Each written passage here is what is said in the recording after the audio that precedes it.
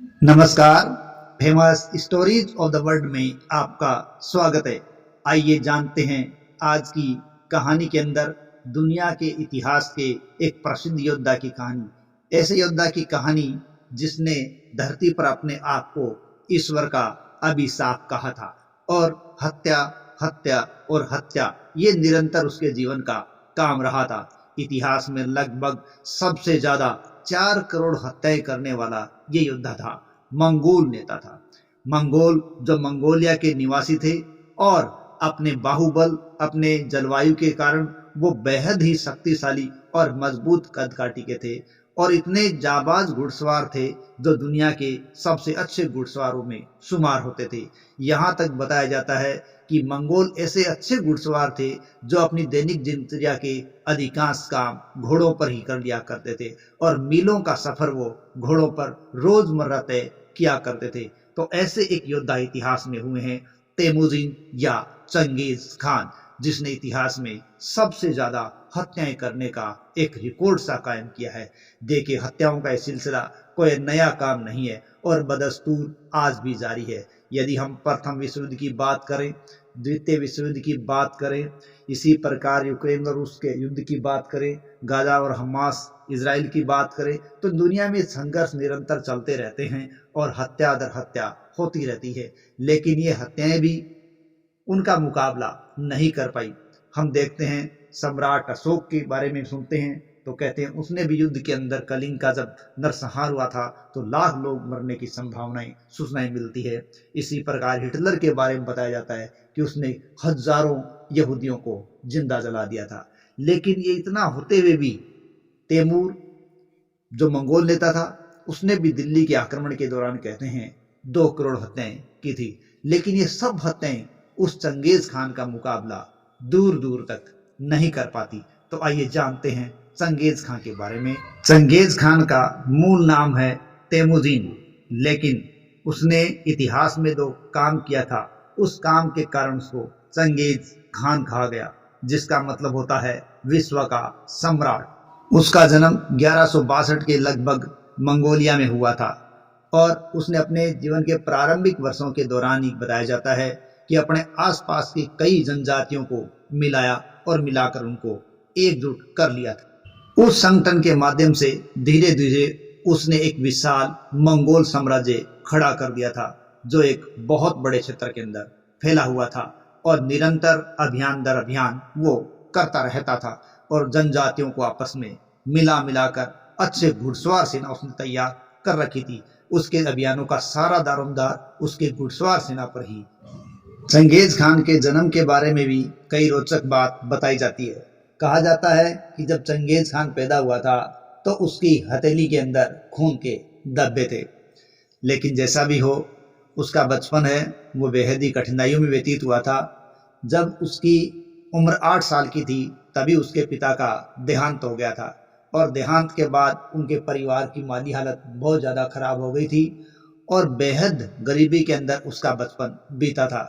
यहाँ तक कि उसके पारिवारिक और कबीले के लोगों ने भी उनका साथ छोड़ दिया था। लेकिन जैसे जैसे वो बड़ा हुआ, अपनी युवा अवस्था के अंदर उसने अपने सहयोगियों की संख्या बढ़ानी शुरू कर दी। धीरे धीरे अनेक जनजातियों को मिलाकर उसने एक बड़ी सहयोग सेना स्थापित कर ली थी और वो सेना भी इतनी थी जो जबरदस्त थी, दुर्जय थी और उसने प्रतिभाशाली इस महान योद्धा के साथ अपने आप को जोड़ दिया था। अब जब ये योद्धा इस सेना को लेकर निकला तो जहां जहां से निकला उसने वहां वहां एक बड़ा तांडव मचा दिया था। जहां से भी निकलता वहां हत्याओं का एक राज छोड़ जाता था। उसने जब शक्तिशाली योद्धा जमुका और नापान जैसे लोगों को हरा दिया तो शक्तिशाली योद्धा के रूप में अपने आप को उसने स्थापित कर दिया। अब उसके कबीले के लोग, मंगोल लोग उसको तेमुजिन की बजाय उसके काम के कारण चंगेज खान नाम से पुकारने लगे, जिसका मतलब होता है विश्व का सम्राट। और उस सम्राट ने धीरे धीरे अपना क्षेत्र बढ़ाना शुरू कर दिया और अब उसके क्षेत्र के अंदर एक विशाल क्षेत्र था जो लगभग कहते हैं 11 मिलियन वर्ग किलोमीटर के बराबर था।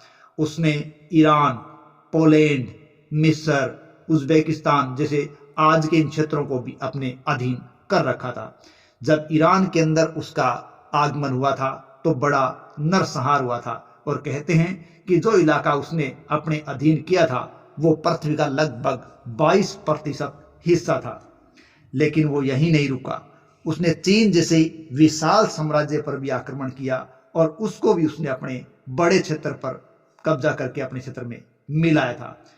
और जब उसका विजय अभियान चला तो भारत की तरफ भी उसका आगमन हुआ था।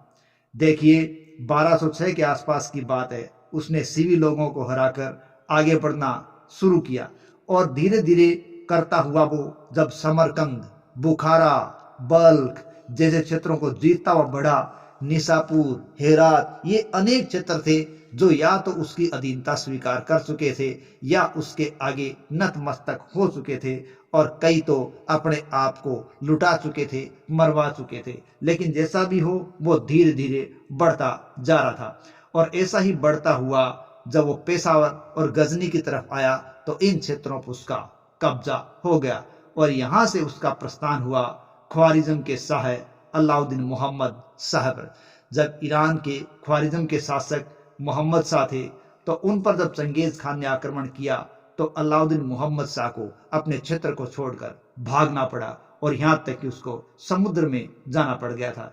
लेकिन बाद में जब उसकी मृत्यु हो गई तो कहते हैं उसकी मृत्यु के पश्चात जलालुद्दीन मंगबरनी ख्वारिज्म के इस क्षेत्र का शासक बना, और यह लगभग बात 1220 के आसपास की बताई जाती है।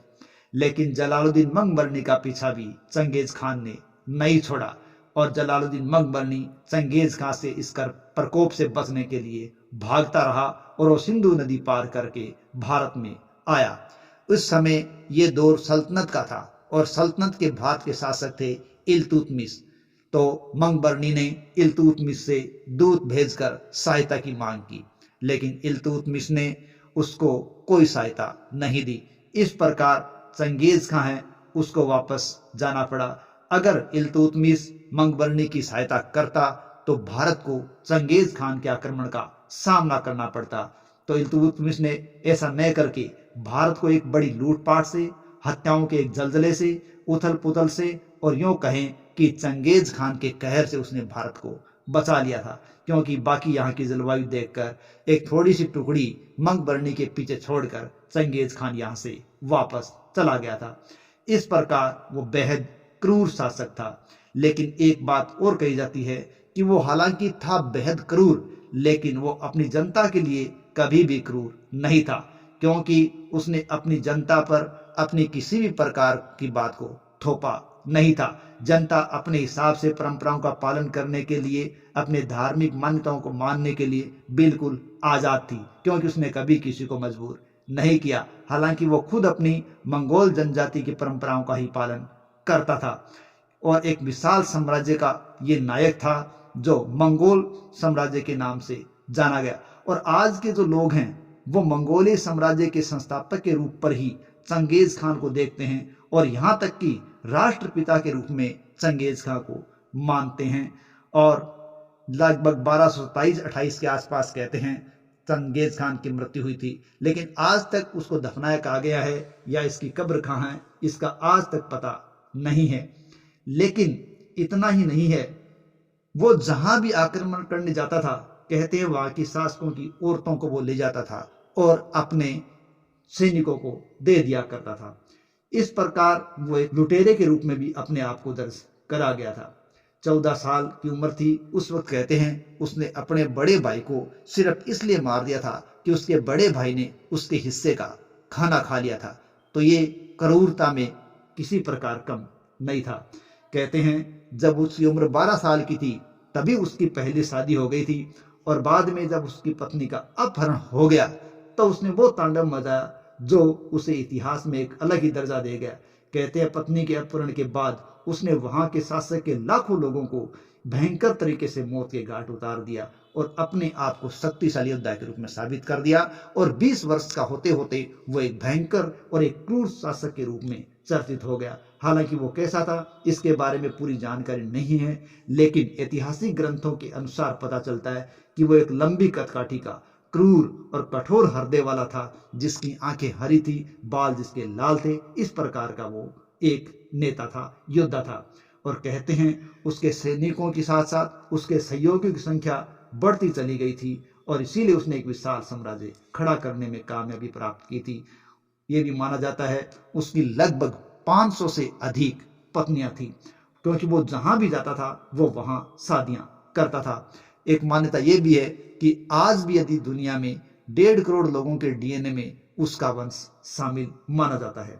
जहां भी आक्रमण करता, पहले शासकों को वो सहयोग करने के लिए या उसकी अधीनता मानने के लिए मजबूर करता था, लेकिन वो नहीं मानते थे तो उस साम्राज्य को तबाह कर दिया करता था, वहां कत्ले आम मचा दिया करता था। ऐसा क्रूर था।